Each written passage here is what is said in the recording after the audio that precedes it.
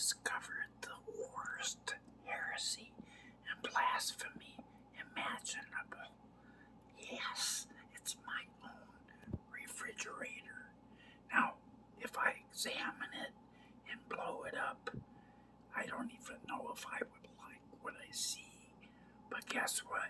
I'll only do it just for one reason alone.